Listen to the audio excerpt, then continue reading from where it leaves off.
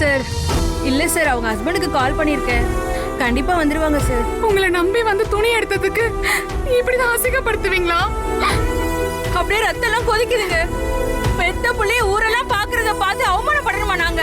இப்படி பண்ணி வச்சிருக்கீங்க. ஏமா பார்த்து சார் ப்ளீஸ் சார், கொஞ்சம் பொறுமையா பேசுங்க சார். பொறுமையா உட்கார்ந்து பேசுற மாதிரியே சார் நடந்துருக்கீங்க. என் பொண்ணு சார், அவளோட மான பிரச்சனை சார். இது என் ஒய்ஃபோட பொட்டிக் தான்.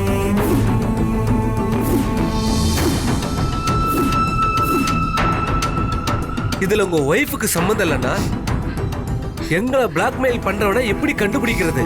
சார், அவனுங்க ஒரு இடத்துல கூட நிலையா இருக்கிறது இல்ல சார். நாங்களும் அவங்கள தான் தேடிக்கிட்டு இருக்கோம் சார். அவங்கள கண்டுபிடிக்க ஒரே ஒரு வழிதான் இருக்கு. அவங்க டிமாண்ட் பண்ற பணத்தை கொடுக்கறதா நீங்க ஒத்துக்கணும். ஒத்துக்கிட்டு நான் ஏன் சார் பணம் கொடுக்கணும்? நான் தரேன் சார், அதை நீங்க கொண்டு போய் கொடுங்க. அவங்களுக்கு கொஞ்சம் கூட சந்தேகம் வராத மாதிரி பேசுங்க.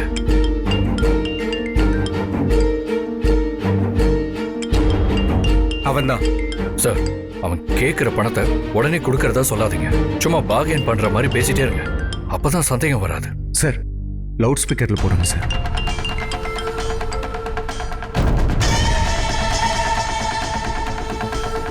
ஹலோ, என்ன முடிவு பண்ணியிருக்கீங்க? அவளோட பணத்தை எப்படி உடனே ரெடி பண்ண முடியும்? என்கிட்ட இப்போ 6 லட்சம் தான் இருக்கு சார். அதனால ஒன்றும் பிரச்சனை இல்லை சார். வீட்டில் நகை இருக்கும்ல, அதில் வெயிட்டான செயின்களை எடுத்து போட்டு வாங்க, பேலன்ஸ் ஆயிடும்.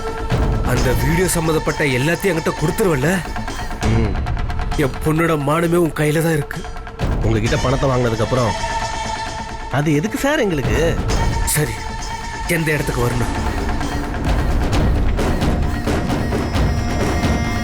இந்த பூந்தமல்லி பைபாஸ் தாண்டி ஃபர்ஸ்ட் சிக்னல் இருக்குல்ல, அதுலேருந்து ஒரு அரை மணி நேரம் வாங்க.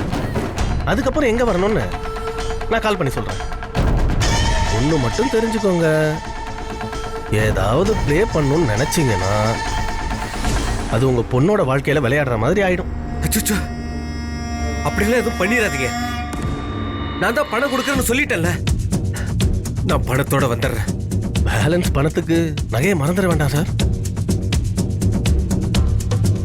கண்டிப்பா.